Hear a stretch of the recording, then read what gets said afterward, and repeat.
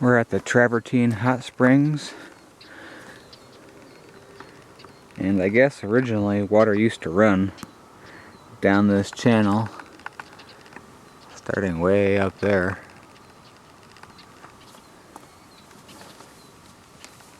Now it just comes out right here. Percolates out of the ground right there, and it's quite warm. I don't have a thermometer, but it runs down the channel.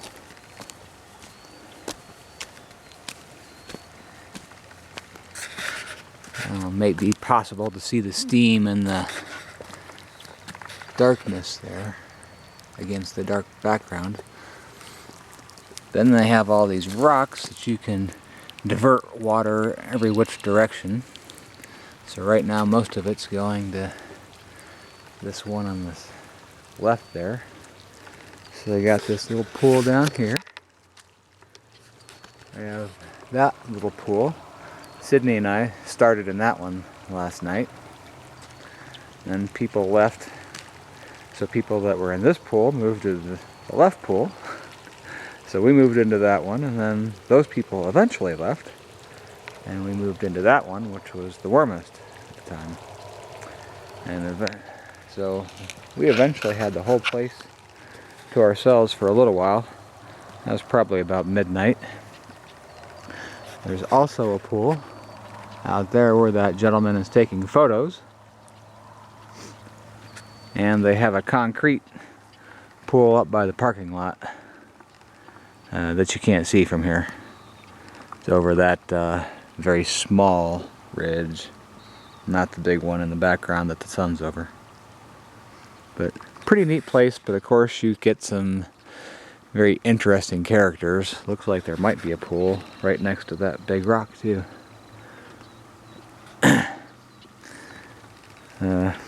No hippies and no nudists last night, but some wild partiers.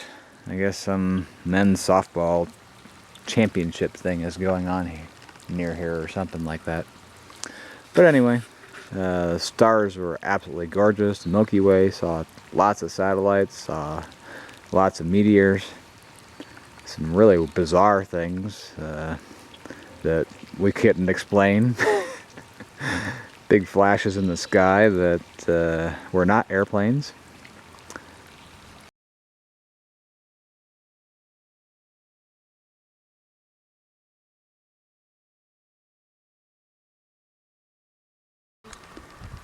We're here at the Bodie Ghost Town.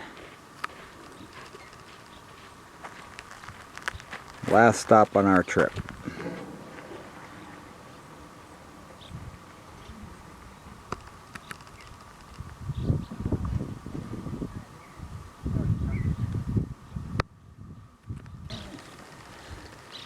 This was a Methodist church built in 1882, like I said. Last service held in 1932. It's the only church that still stands here. Only 5% of the buildings still remain.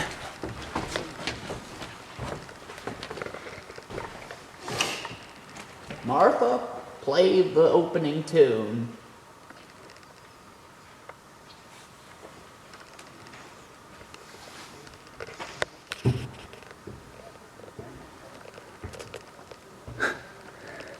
I guess you can still put your offering in the plate, huh?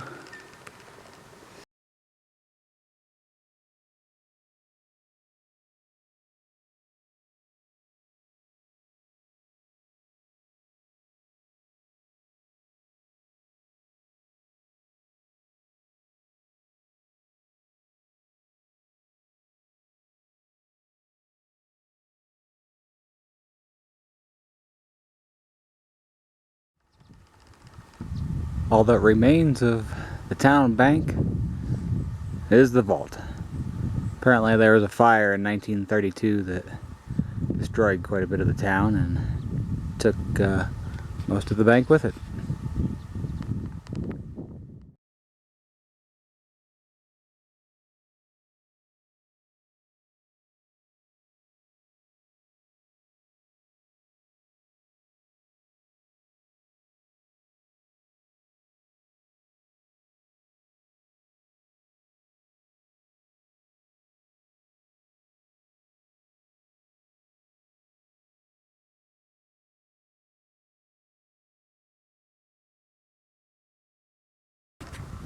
This is peering inside the schoolhouse, and I get to ring the bell today.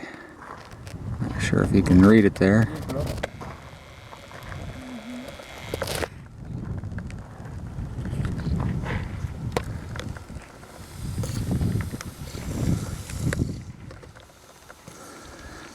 By the way, we're not allowed to go inside any of the buildings, so all this is being taken through a window. I also hope some of this work is actual students, since a few of those math problems are wrong.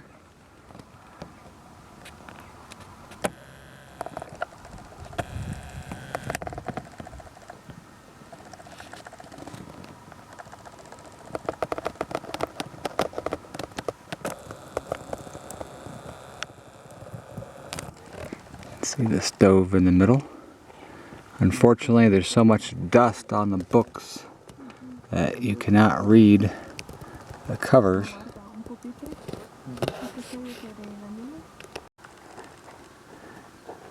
I'm guessing this little contraption is to teach them about mining, since they were in a mining town.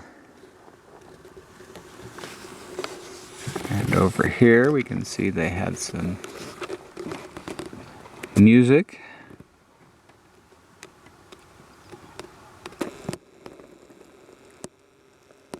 I like the picture on the wall too.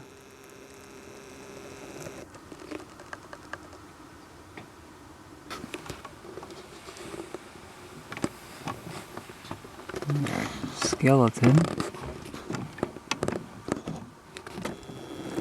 See if we can read those spines.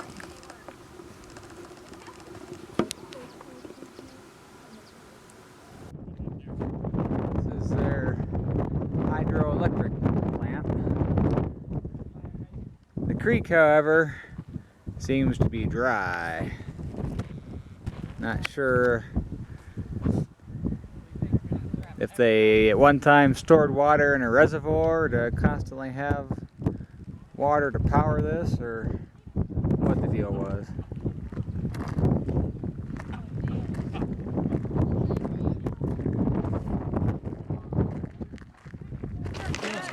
So apparently after the wood burning steam generation became uneconomical, they actually built the world's first long distance generator plant 13 miles from here and transmitted the power to here over transmission lines.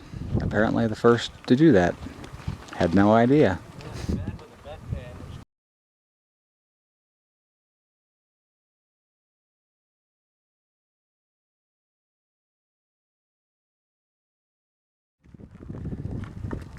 So this building originally had been the post office. I don't know if the postmaster lived upstairs or whatever. And then eventually turned into a bar or saloon.